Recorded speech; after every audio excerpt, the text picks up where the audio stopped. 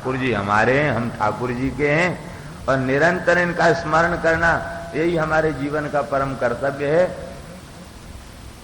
बस इतनी सी बात समझ में आ जा, हो गया ज्ञान।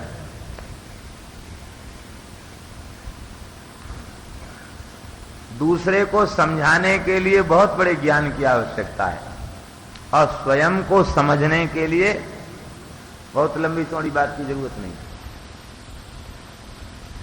आपको समझाना पड़ रहा है इसलिए तरह तरह के उदाहरण देते हैं। अपनी समझ के लिए ये सब कोई जरूरी नहीं। दूसरे किसी को मारना हो तो बड़े बड़ी योजनाएं बनानी पड़ती हैं, बड़ी बड़ी युक्तियां सोचनी पड़ती हैं।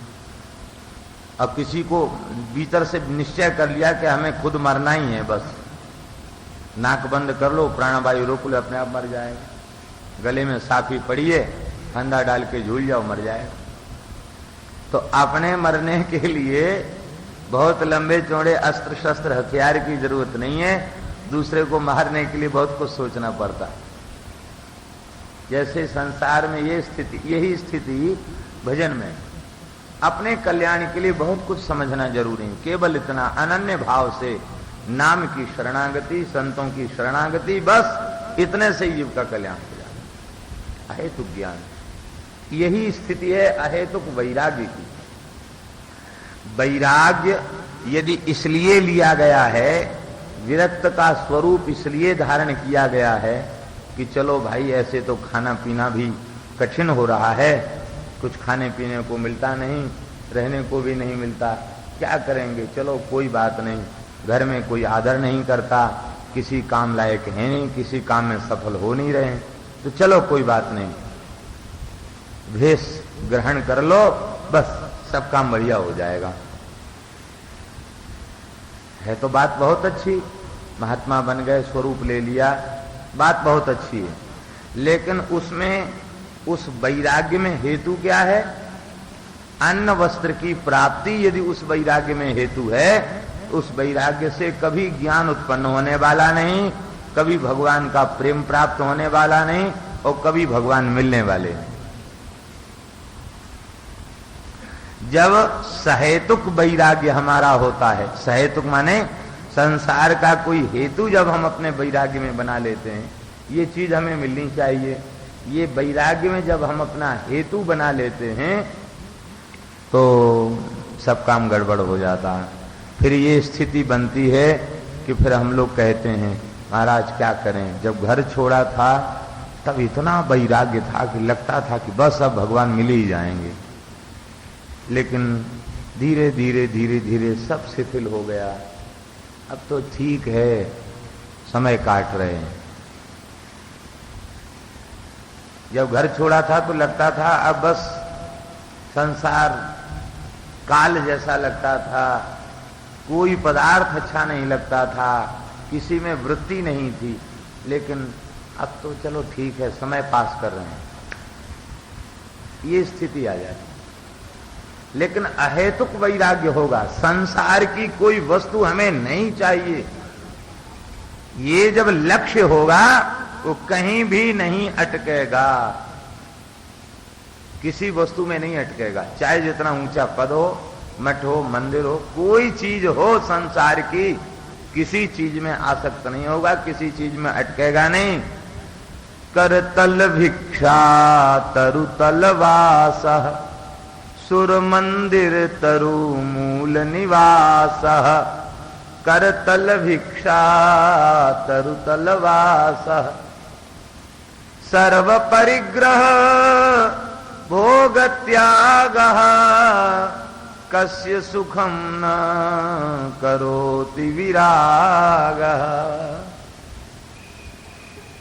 लेकिन जब सहेतुक वैराग होगा तो किसी न किसी संसार की वस्तु में अटक जाएगा, और जिस वस्तु में अटका बस वहीं खत्म हो गया था। इसलिए वैराग्य का लक्ष्य, साधु जीवन का लक्ष्य एकमात्र भगवान के चरण कमल की प्राप्ति, बस और कोई लक्ष्य नहीं। हमारी श्री मीरा जी, मीरा दीदी जी, वो जो है यही कहती हैं, हमारा वैराग्य अन्न धन वस्त्र की, अन्न वस्त्र आदि दिव्य की प्राप्ति के लिए नहीं है, हमारा वैराग्य श्री कृष्ण को रिझाने के लिए। वाला में बैरागन होंगी,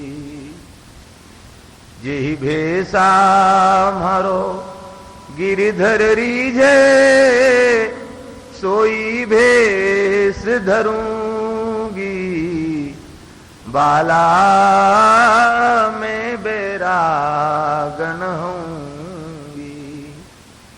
ये है वैराग्य का उत्कृष्ट स्वरूप। इसलिए केवल इतना ज्ञान हम भगवान के हैं, हम संसार के न थे न हैं न हैं होंगे, हम केवल भगवान के हैं, ये ज्ञान। और भगवान के अतिरिक्त समस्त पदार्थों से पूर्ण वैराग्य। हमें संसार की कोई वस्तु नहीं चाहिए, हमें केवल भगवान चाहिए। इस प्रकार का वैराग्य ये अहेतु की भक्ति से प्रकट होता है। निष्काम भक्ति से इस प्रकार का ज्ञान और इस प्रकार का वैराग्य प्रकट होता है। और जब अहेतु भक्ति, अहेतु की अप्रतिहता भक्ति, अहेतुक अप्रतिहत ज्ञान और अहेतुक अप्रतिहत वैराग्य। अहेतुक ज्ञान होगा ना तो वह अप्रतिहत होगा, बाध नहीं आएगा उसमें। अहेतुक वैराग्य होगा तो अप्रतिहत होगा, उसमें कोई विघ्न बाधा नहीं आएगी। एक जैसा है, निरंतर वर्धमान होगा, घटेगा नहीं, बढ़ेगा ही, सदा बढ़ेगा। अहेतुक वैराग्य होगा तो संसार के बीच में रह करके भी उसकी मन वृत्ति संसार में बिल्कुल नहीं जाएगी। बिल्कुल की बात छोड़ दो, जागृत में तो संसार में वृत्ति जाना ही नहीं चाहिए, स्वप्न में भी उसकी वृत्ति संसार में नहीं जाएगी, भोगों में नहीं जाएगी। भगवान में यदि उसकी प्रीति होगी, भगवान में यदि उसका चित्त होगा। किसी ने धर्म का विधिवत अनुष्ठान किया और भगवान के चरित्र में अनुराग नहीं हुआ तो श्रम एव ही केवलम, उसका किया कराया जो साधन का श्रम है, कोरा परिश्रम है, उसको वस्तुतः कोई लाभ नहीं मिला। देखो, धर्म अर्थ काम मोक्ष, इन चारों पुरुषार्थों का स्वरूप समझना चाहिए। चतुर्विध पुरुषार्थ की प्राप्ति प्रत्येक मनुष्य को करना चाहिए, और जिसके जीवन में इन पुरुषार्थों में से एक भी नहीं है उसका जीवन बेकार है। अजा गलस तन सेव तस्य जन्म निरर्थकम। बकरी के गले में स्तन लटकते हैं दो, वो कोई शोभा बढ़ाते हैं बकरी की? न तो शोभा बढ़ाते, न उनमें से एक बूंद दूध निकलता, ऐसे ही लटकते हैं। तो जैसे ये शरीर ग्रहण करने के बाद भी धर्म अर्थ काम मोक्ष कुछ भी प्राप्त नहीं कर सका, बेकार लटकाए डोल रहा है, इस उपाधि का संग्रह किए बेकार डोल रहा है, ये व्यर्थ है, किसी काम की नहीं।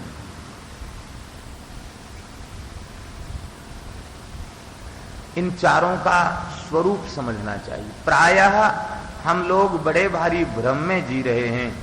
लोगों की समझ है इन चारों के संबंध में, क्या समझ है? और धर्म का फल है अर्थ। धर्म का फल क्या है? अर्थ। अर्थ का फल क्या है? काम। पैसा है तो खूब अपने मन की समस्त इच्छाओं को पूर्ण करो, ये अर्थ का फल है। धर्म का फल अर्थ, अर्थ का फल काम। तो अब हम आपसे पूछते हैं, क्या काम का फल मोक्ष है? काम का फल मोक्ष नहीं है। काम क्रोध मद लोभ सब नाथ नरक के पंथ, इन परिहरि रघुबीरहि भजहु भजहि जेहि संत। काम एष क्रोध एष रजो गुण समुद्भवः, महासनो महापाप्मा विद्येन मिह वैरिणम। भगवान कहते यही सबसे बड़े शत्रु हैं, बड़े पेटू हैं ये काम क्रोध, इनका पेट कभी भरता ही नहीं। इसलिए जहि शत्रुम महाबाहुम काम रूपम दुरासदम, ये काम रूप दुर्धर्ष शत्रु को मार डालो, समाप्त कर दो। काम का फल मोक्ष नहीं। तब इनका स्वरूप क्या है चारों पुरुषार्थ? प्राय लोगों की समझ बता रहे हैं हम, समझ यही है। धर्म किस लिए करते हैं? धन की प्राप्ति के लिए। धन किस लिए चाहिए? मन की इच्छाओं को पूर्ण करने के लिए। इच्छा कभी पूर्ण होती नहीं, इसी संसार के जाल में भटकता रहता है। इसलिए इनका वास्तविक स्वरूप श्री सूत जी महाराज बता रहे हैं। कहते धर्मस्य ह्यापवर्ग्यस्य, धर्म का फल अर्थ की प्राप्ति नहीं है। अर्थ की प्राप्ति तो प्रारब्ध में जितनी है उतनी हो जाएगी। प्रारब्ध के अधीन अर्थ की प्राप्ति है, धर्म का फल अर्थ की प्राप्ति नहीं। जो प्रारब्ध में है वो मिलेगा, और जो नहीं है वो कभी नहीं मिलेगा। देखो, जब दुख प्रारब्ध में होता है तो अनचाह दुख भी मिलता है, ऐसे ही अनचाह सुख भी मिलेगा, अनचाही संपत्ति भी मिलेगी। इसलिए उसके लिए अपने चित्त को कलुषित करना ये भारी मूर्खता है।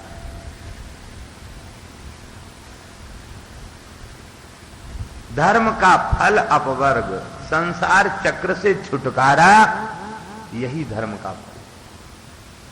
भगवान के चरणों में अनुराग, संसार चक्र से निवृत्ति, यही धर्म का फल।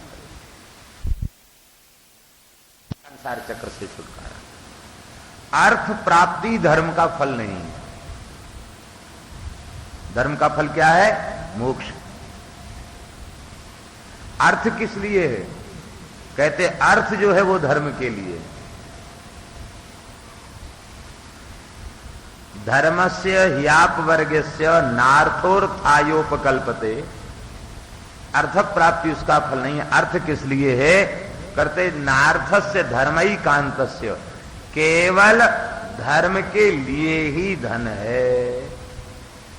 प्रारब्ध के दिन जो संपत्ति धन हमें मिला है उससे हम धर्म का आचरण करें, दीन दुखी दरिद्र की सेवा करें, गौ अतिथि ब्राह्मण संत की सेवा करें, उसको परमार्थ परोपकार में लगावें, भगवान के सुंदर सुंदर उत्सव करें। ये धन का फल है। धन जो है वो भगवान की सेवा के लिए, संत गौ ब्राह्मण की सेवा के लिए। अब तीसरा है काम। काम क्या है? कहते कामस्य इंद्रिय प्रीति, इंद्रियों को तृप्त करना ये काम का फल नहीं है। क्या? काम का स्वरूप है जीवन निर्वाह, जीवन का निर्वाह। जीवन के निर्वाह का तात्पर्य है सहज गति से निष्काम कर्म का अनुष्ठान करते हुए जीवन का निर्वाह, संचालन। देखो, जैसे धनुष की जिया से प्रत्यंचा से छूटा हुआ बाण जितने वेग पूर्वक छोड़ा गया है तो उतने वेग तक, जहां तक उसकी गति है वहां तक जाने के बाद ही शांत होगा। तो धनुष से छूटे हुए बाण के समान ये शरीर है, इसका प्रारब्ध है। जितनी शक्ति लगा करके छोड़ा गया है ना, वहीं जाके रुकेगा, वहीं जाके ठहरेगा। सहज गति से जीवन चलने दो। कामना का त्याग, कामना के त्याग पूर्वक काम कर्म का अनुष्ठान। हमें कुछ नहीं चाहिए, जो मिल गया उसी में हम परम संतुष्ट, कुछ भी नहीं चाहिए, यही काम।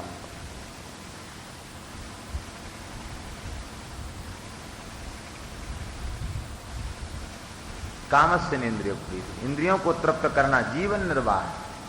और देखिए, ये कामनाएं इतनी प्रबल हैं, इतनी भयंकर हैं कि आज तक किसी मनुष्य की कोई ऐसा मनुष्य आज तक उत्पन्न नहीं हुआ जिसकी समस्त कामनाएं पूर्ण हो गई हों। है कोई ऐसा?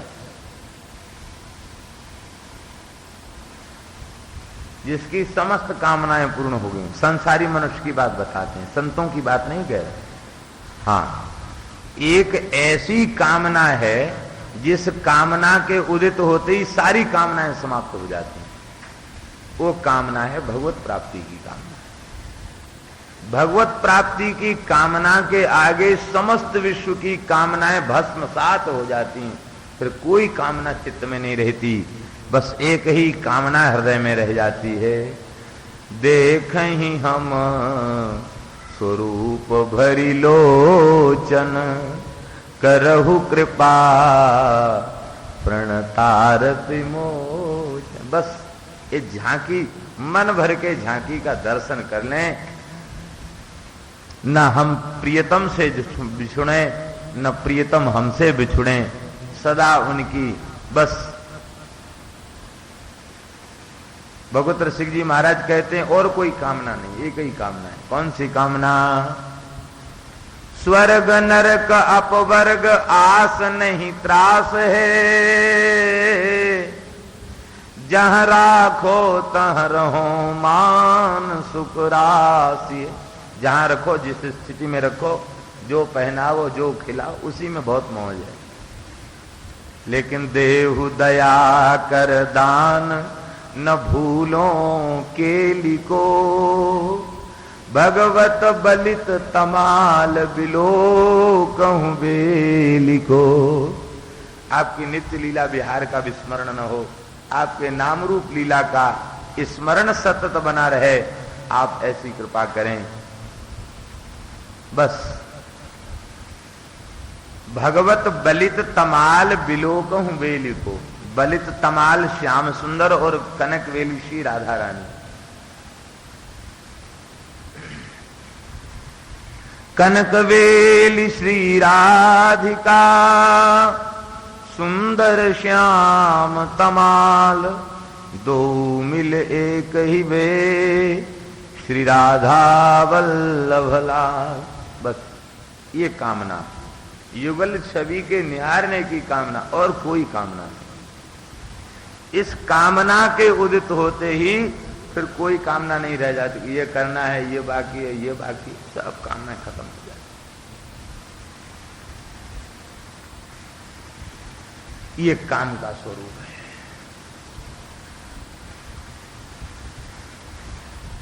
जीवित रहने का फल क्या है? कहते जीवित रहने का फल है तत्व की जिज्ञासा। जीवित रहने का एक ही फल है कि हमारे हृदय में उत्कट अभिलाषा हो भगवान से मिलने की। यही जीवित रहने का फल है। यदि ये अभिलाषा चित्त में उत्पन्न नहीं हुई तो हमारा जीवित रहना बेकार। जीवित रहने का एक ही फल है, बस जीवस्य तत्व जिज्ञासा। और देखिए बड़ी सुंदर बात है कि भगवान के दर्शन की उत्कट अभिलाषा यही जीवित रहने का फल है। और ये अभिलाषा अशुद्ध अपवित्र चित्त में कभी प्रकट नहीं होती। रजोगुण और तमोगुण के संस्कार जिनके भीतर भरे हुए हैं, उनके हृदय में ये बात कभी नहीं आ सकती। कुछ सतोगुण आ गया है उनके मन में, फिर भी कभी कभी आ जाएगा। और रजोगुणी तमोगुणी जीव तो दिन रात खा रहे हैं, कमा रहे हैं, भोग रहे हैं, उनके चित्त में कभी ये बात नहीं आती कि भगवान भी कोई, हमें मिलना भी है और हमारे जीवन का लक्ष्य है। उन्हें कोई बात समझ नहीं, बड़ी मौज में है वे, बड़ी मौज में हैं।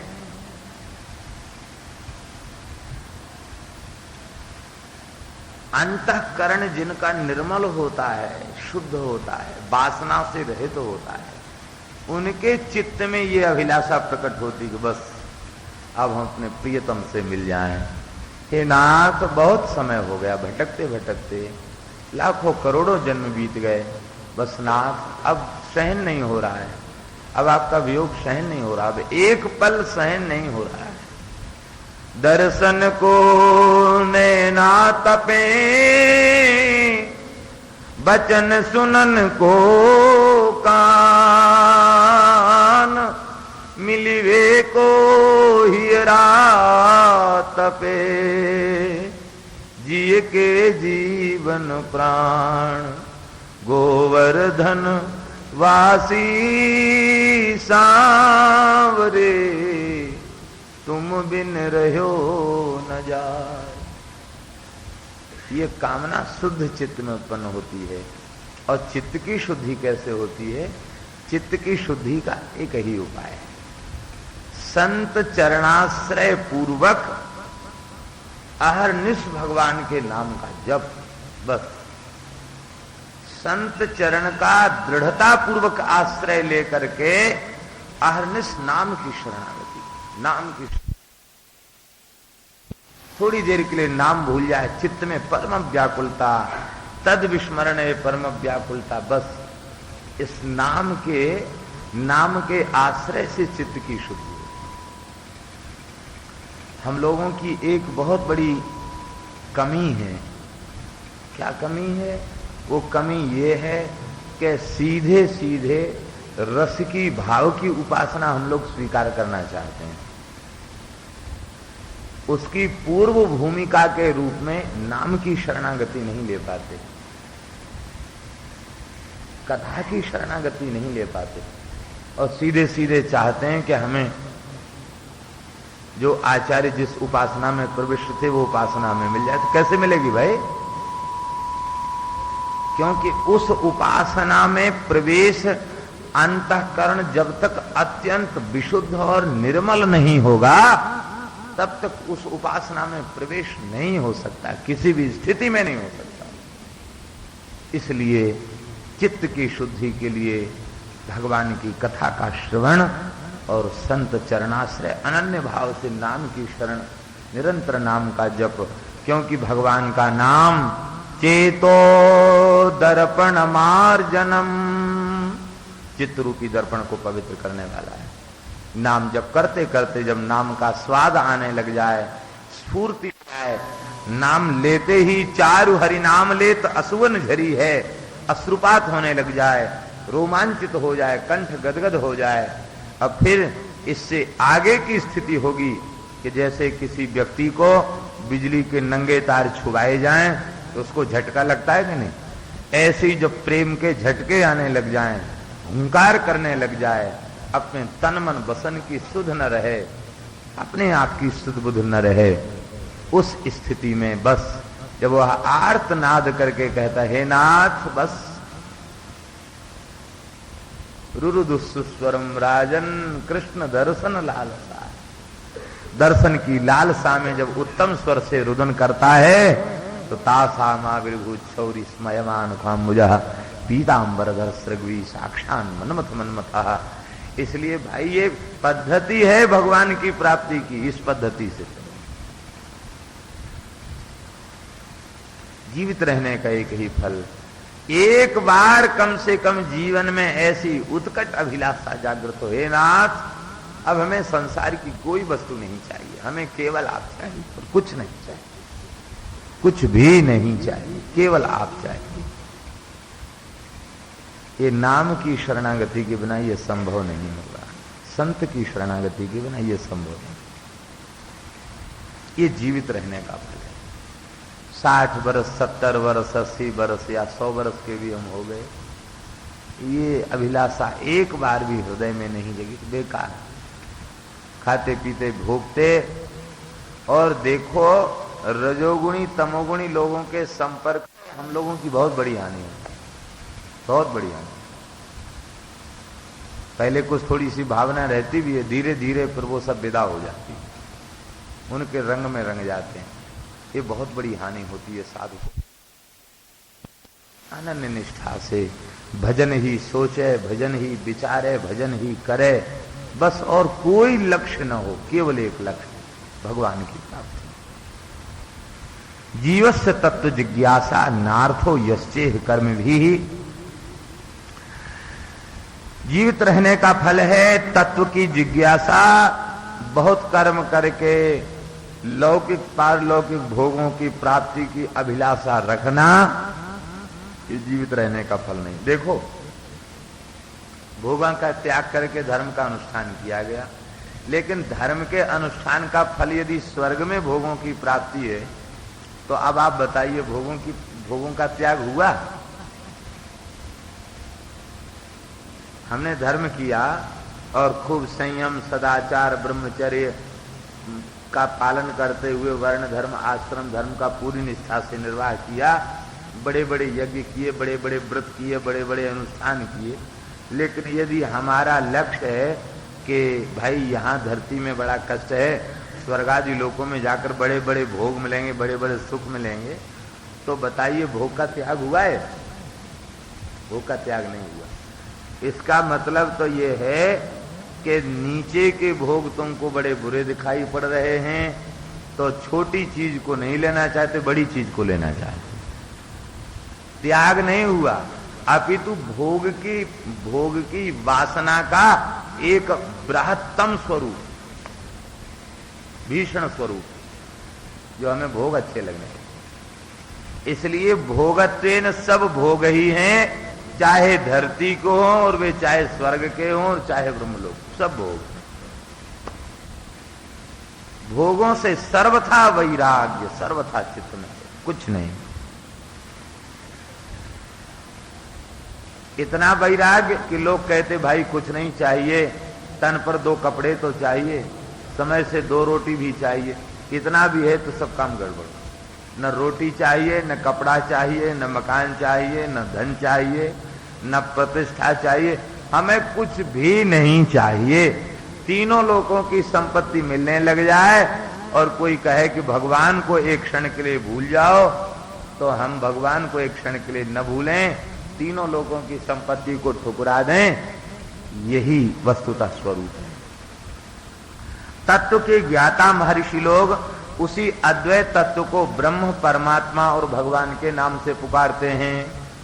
वदन्ति तत्तत्त्वविदस्तत्त्वं यज्ञानम् अद्वयम् ब्रह्मेति परमात्मेति भगवानिति शब्दते। उसी को ब्रह्म, उसी को परमात्मा, उसी को भगवान कहा गया। ऐसा नहीं कि 10-5 प्रकार के भगवान होते हों, भगवान एक ही हैं, उन्हीं को ब्रह्म, उन्हीं को परमात्मा, उन्हीं को भगवान कहा गया। यद्यपि इनमें कोई भेद नहीं है, अखंड अद्वितीय सच्चिदानंद स्वरूप जो भगवान हैं, उन भगवान को ही, उन्हें ही ब्रह्म कहते, उनको ही परमात्मा कहते, उन्हीं को भगवान कहते। भेद है तो नहीं, लेकिन इसके बाद भी संतों ने ये तीनों एक ही, लेकिन इसके बाद भी ज्ञाता और ज्ञेय के भेद से तनिक भेद इसमें आ जाता है। क्या भेद आ जाता है? एक उदाहरण है, श्री नारद महाराज सुधर्मा सभा में पधारे तो खूब प्रकाश दिख रहा था। वो सभासद उठ के खड़े हो गए, बोले अरे ये तो साक्षात सूर्य नारायण आ रहे हैं। और नीचे प्रकाश पुंज आया तो दिखाई पड़ा कि नहीं नहीं, इस प्रकाश के भीतर कोई महात्मा है,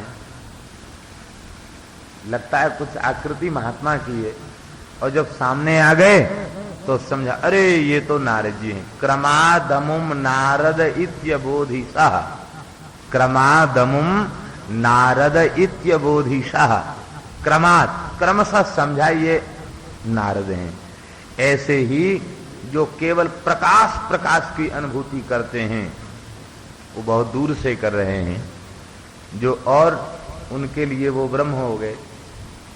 तपस्या, योग, ध्यान, समाधि आदि साधनों के द्वारा अनंत कोटि सूर्य के प्रकाश पुंज में भगवान के स्वरूप की जो झांकी कर लेते हैं, उनके लिए वे परमात्मा हो गए। और भगवान बोले, भगवान उन प्रेमियों के लिए वे भगवान बन गए जो प्रेमी कहते हमें दूर से दर्शन नहीं चाहिए, हम तो देखेंगे, आपकी मीठी वाणी सुनेंगे, आपका स्पर्श करेंगे और इतना ही आपके साथ खेलेंगे, इसके बिना हमें संतोष नहीं है।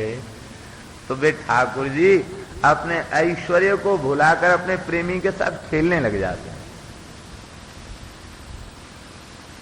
देखो, ब्रह्म किसी का नौकर नहीं बनता, बनता है? बना आज तक नहीं बना। परमात्मा अपने दिव्य स्वरूप में आते हैं, दर्शन देकर के वरदान देकर अंतर्धान हो जाते हैं, वो भी किसी के नौकर नहीं बनते। लेकिन भगवान वे सारथी बनकर अर्जुन के सारथी बन जाते हैं। क्वच किंकरोवा, किंकर हो जाते हैं,